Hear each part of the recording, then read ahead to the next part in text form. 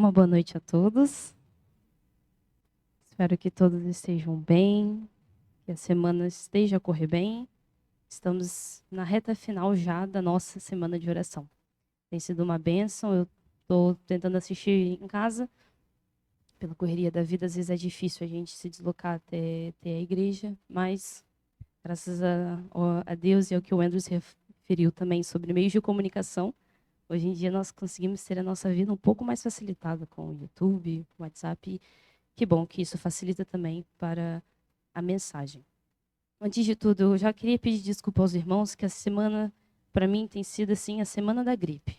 Então, se porventura aí no meio da mensagem correr um espirro, uma tosse, já peço desculpa aos irmãos.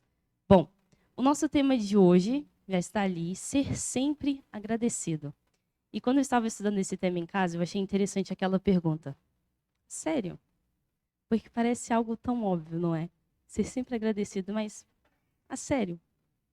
Às vezes, na nossa vida, nós buscamos motivos concretos, experiências vividas, fatos bem chamativos, para que de fato nós possamos afirmar: eu sou agradecido por isso. Eu sou agradecido por aquilo, porque aconteceu e porque não aconteceu. E a verdade é que a nossa vida como cristão, só por si só, ela é um agradecimento ambulante. E isso é lindo da gente pensar. E hoje nós vamos ter a oportunidade de, em breves minutos, que a hora também já está avançada, de refletirmos um pouco sobre esse tema de gratidão. E eu gostaria de começar perguntando o que é gratidão. Será que a gratidão é um sentimento?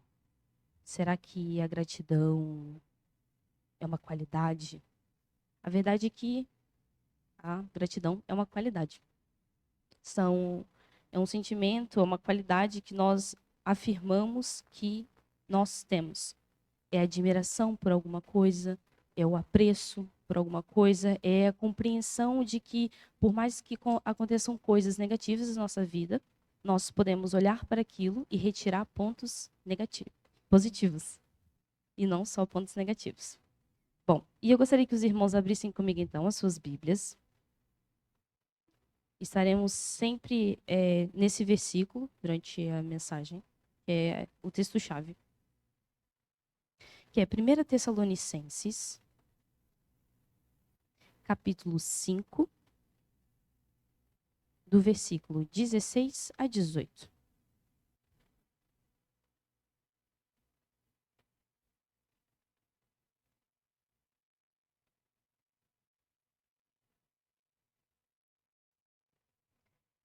Portanto, 1 Tessalonicenses, capítulo 5,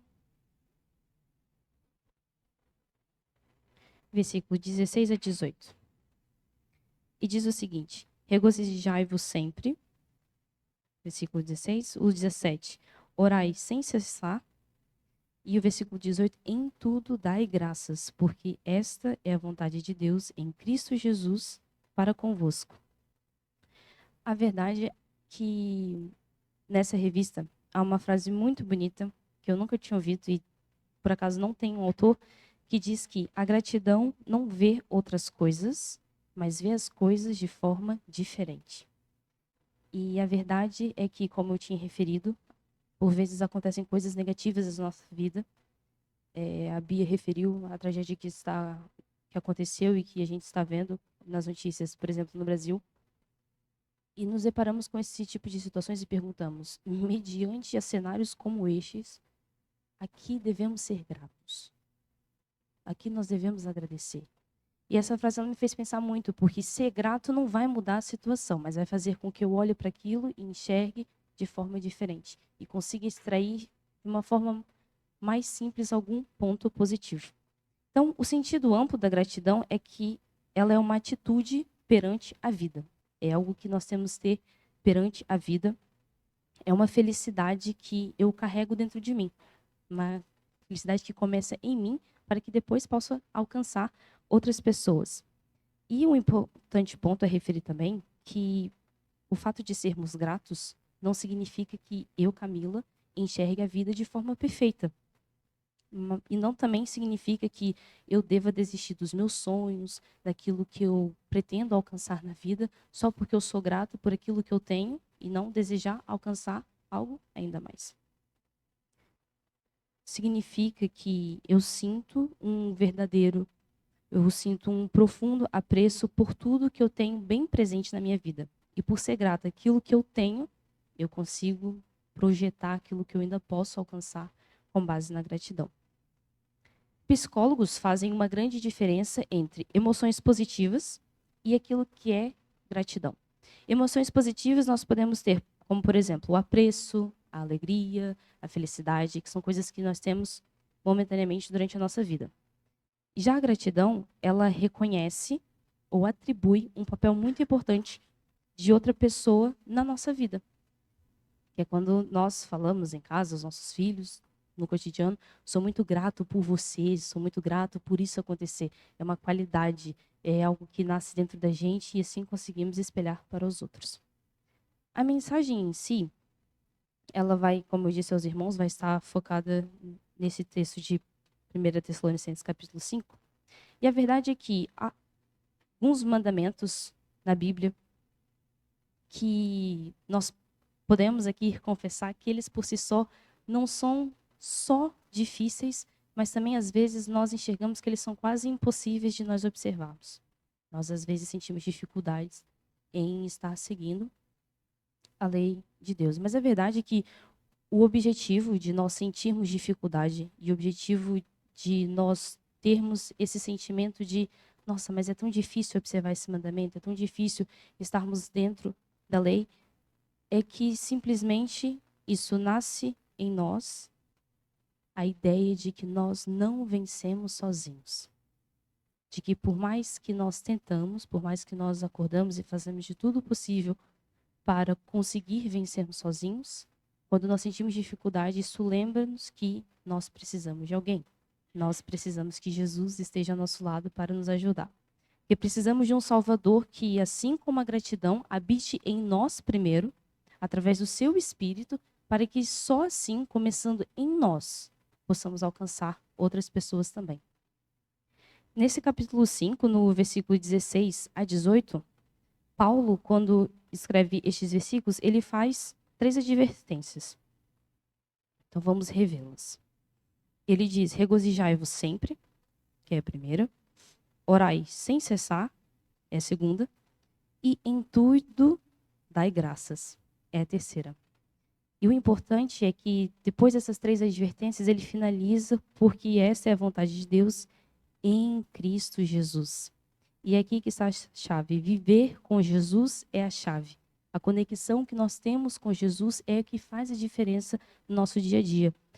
A partir disso, nós vamos escolher intencionalmente a alegria, a oração e sentimentos e qualidades como a gratidão serão algo completamente normais na nossa vida e não passaremos por dificuldades. Outro ponto interessante é que em 1 Tessalonicenses, novamente do 5, capítulo 5, do versículo 16 a 18, o contexto desse versículo é que Paulo ele escreve a crentes que estão sofrendo pelos seus entes queridos. E já em 1 Tessalonicenses, no capítulo 3, no versículo de 3 a 4, ele já escreve a uma igreja que passa por momentos difíceis. Isso quer dizer o quê? Que por muitas vezes, de maneira alguma, nós devemos reprimir os nossos sentimentos. De maneira alguma, nós devemos sentirmos, como é que eu posso dizer, de forma ingratos. Nossa, eu sou tão ingrato por estar triste. De forma alguma, nós somos humanos, nós temos a opção de ficarmos tristes, não podemos invalidar o nosso sentimento, contudo, que nós tenhamos foco em Deus. Porque a alegria e a gratidão é uma questão de atitude. É uma questão de eu, Camila, acordar todos os dias e ter a atitude de ser, não, eu quero ser grata, de mudar de fato a minha vida, as minhas atitudes, para que eu possa alcançar.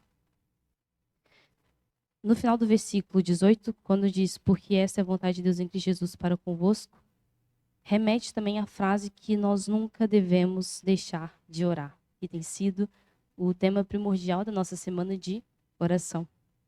A oração, ela deve ser a nossa máxima prioridade, porque quando nós comunicamos com o céu, significa que nós não conseguimos viver pela nossa própria força e pela nossa própria sabedoria.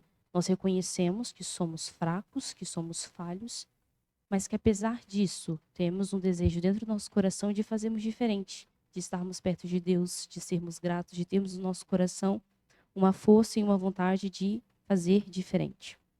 Não é fácil viver dessa forma. É algo que está bastante assente em teoria. Na prática, é sempre tudo muito diferente. Mas a verdade é que é só uma decisão.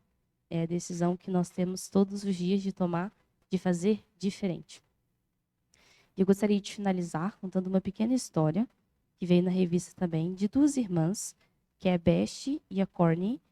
Elas eram irmãs cristãs dos Países Baixos, e por volta de 1938 a 1939, o contexto de Segunda Guerra Mundial, elas estavam em um campo de concentração na Alemanha, cerca de 90 quilômetros ali do centro de Berlim. E naquele campo de concentração, em contexto nazi, em contexto de Segunda Guerra Mundial, havia pelo menos 20 nacionalidades europeias, e eram só mulheres naquele campo de concentração. E, inicialmente, o campo de concentração era um campo dedicado apenas a trabalho. Então, eles mandavam as mulheres para lá, apenas para elas trabalharem, elas recebiam comida, tinham uniformes, então, de certa forma, não era um cenário tão ruim assim. Acontece que, com o passar do tempo, a guerra foi piorando, e em contexto de greve financeira também. E aquilo que inicialmente servia como algo aceitável, que era como um campo de trabalho, passou a ser um lugar de extermínio, onde passavam então a exterminar essas mulheres. E como é que essas duas irmãs foram parar lá? Essa é a nossa pergunta. Bom, essas duas irmãs, elas eram suspeitas de refugiarem judeus. E a verdade é que elas faziam isso. Mas as pessoas que elas protegiam dentro de casa, os seus judeus que elas protegiam dentro de casa, nunca foram descobertas, mas como nós vemos em filmes e outros meios de comunicação também, uma notícia passa para outra pessoa e elas infelizmente foram capturadas. Acontece que tudo nesse contexto, duas irmãs cristãs que foram obrigadas a saírem de casa, foram capturadas, foram mandadas para um campo de concentração. Como é que elas poderiam retirar dessa situação algo bom que elas pudessem ser gratas? E a revista conta o diálogo dessas duas irmãs.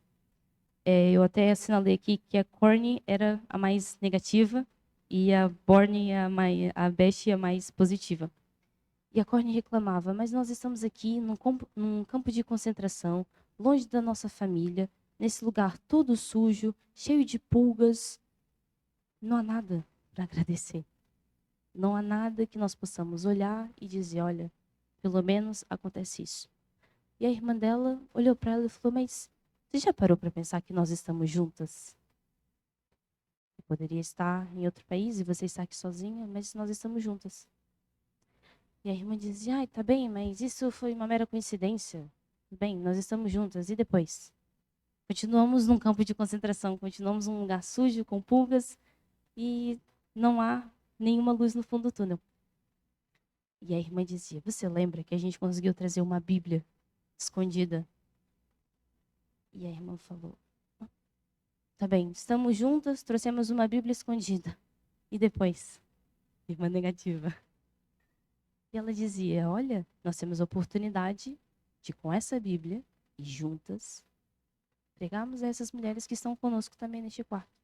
Falarmos um pouco de Jesus. E talvez dessa forma, tentar aliviar toda essa pressão e todo esse contexto que nós estamos vivendo aqui. E a irmã olhava para ela, ai, tá bem, como você quiser. E acontece que nos dias seguintes, elas iam fazer as suas atividades, iam almoçar. E após o almoço, quando os guardas iam fazer os seus turnos, elas conseguiam ficar no final, ali no fundo do galpão, e estudavam a Bíblia com outras pessoas também. E é interessante que eu referi que ali havia pelo menos 20 nacionalidades diferentes. Então, conta a história que elas liam a Bíblia, estava em texto holandês, elas traduziam para o alemão E depois havia ali pessoas que falavam francês, russo, polaco, checo, então, imaginem. Só que ainda assim a irmã não estava convencida. Ela dizia, olha, tá bem, estamos aqui falando da Bíblia, num contexto de estarmos num campo de concentração, e você me diz que eu devo ser grata. E a verdade é que a irmã olhou para ela e disse, já parou para pensar que nós estamos há tantos dias conseguindo estudar escondida, sem que nenhum guarda apareça aqui, sem que nada nos aconteça? Você nunca parou para pensar por que que isso acontece? De certa forma, estamos sendo protegidas, não sabemos por quê, porque não temos noção do contexto lá fora, não conseguimos ver de que forma Deus está nos conduzindo para que sejamos protegidas, mas a verdade é que estamos. E a irmã ficou pensando naquilo e olha, talvez você tenha razão. E a verdade é que, quando eu referi no início da história que no quarto delas havia bastante pulgas, era a razão por qual os guardas não se aproximavam daquele local. Eles não queriam apanhar pulgas nem piolhos. E essa história é engraçada porque é o que de fato acontece na nossa vida. Nós, mediante as situações, a problemas, dificilmente conseguimos olhar com um olhar positivo e retrair e extrair algo que de fato possamos ser gratos. Porque, como a irmã também, não temos a noção e a visão daquilo que Deus está fazendo. Não temos noção da forma como Ele nos protege, de portas que Ele fecha, de portas que Ele abre, de pessoas que Ele permite que entrem na nossa vida, de pessoas que Ele permite que saiam da nossa vida. E nós olhamos para essas situações e às vezes nos questionamos: o que Deus quer falar comigo? O que Deus quer me dizer? E eu gostaria de finalizar o sermão dizendo que é muito fácil eu, Camila, ser grata nos meus dias mais tranquilos, mais leves, os meus dias bons, onde tudo corre bem, onde vou para a faculdade tudo corre bem, vou dirigindo, não apanho trânsito nenhum, está tudo uma maravilha.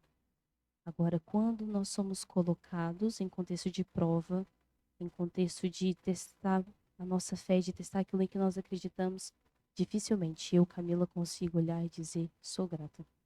A minha oração essa noite é que nós possamos cada vez mais termos atitude, porque a gratidão começa com uma atitude, que nós possamos sair daqui sabendo e confiantes que nós devemos ter a atitude de ser gratos, ter a atitude de reconhecer que, por mais que a nossa vida possa estar um caos, por mais que nós não possamos entender o que está acontecendo agora, cada experiência que Deus nos dá é a preparação para uma vida perfeita.